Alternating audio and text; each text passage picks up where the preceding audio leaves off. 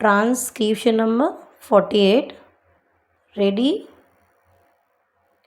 Start. Mr. Vice Chairman, the Delhi Corporation and the Congress Party and also the other political parties in the corporation, in the last corporation as well as in the present one, appointed one committee from the corporation consisting of all the parties, which was to consider and decide what amendments they wanted in the Municipal Corporation Act. In the present corporation also, a similar committee is there which has been examining the desirability of introducing new legislation to amend and improve the functioning of the present corporation. That committee is deciding and considering this issue, and its proposals and suggestions will be sent to the Home Ministry very shortly. The Home Ministry is also very anxious that various amendments should be brought forward and that the act should be improved so as to make the corporation very effective and efficient. The Home Ministry have asked for suggestions and proposals from this committee, and the committee is also anxious about it. That being the case, I think that this bill may be postponed pending the consideration of all the suggestions which will come not only from this committee but from the Home Ministry.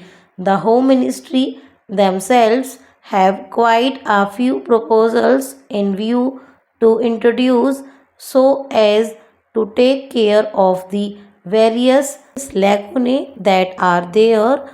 Also, this committee of the corporation and the Congress party in Delhi as well as other political parties in Delhi are anxious to make their suggestions.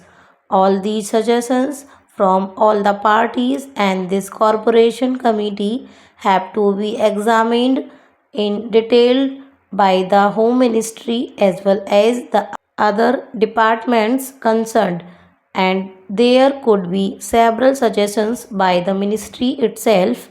So when all those proposals come, then I think the whole bill should be taken up and one complete comprehensive bill should be introduced to take care of all the difficulties, shortcomings and defects that there are in the Municipal Corporation Act.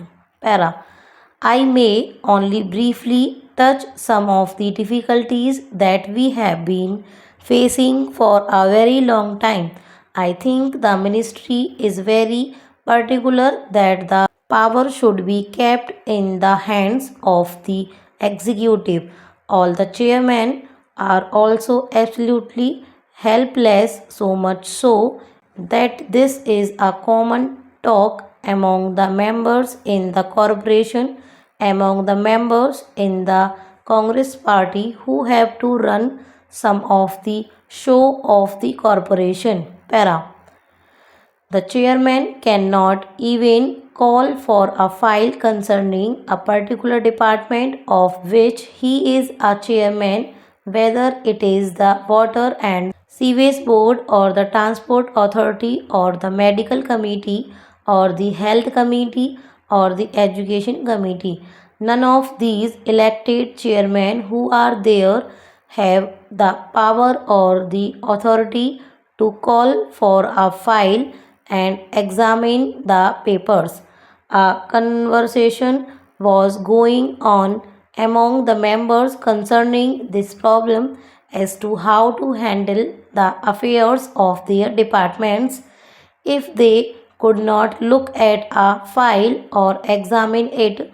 One suggestion made was that the mayor might call for the file and the chairman might go to his office and look at the file, and then the mayor might return the file.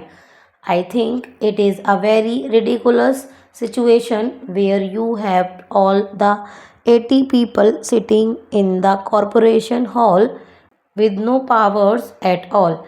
When the bill was passed and the corporation was established, I am very sorry to say it was a very nice toy given to the people of Delhi with which they might strike their heads, over which they might quarrel and fight and deteriorate the whole business. It is because they have nothing to do, they have no powers, then, as our experience goes to show, the machinery of the government is generally not so cooperative.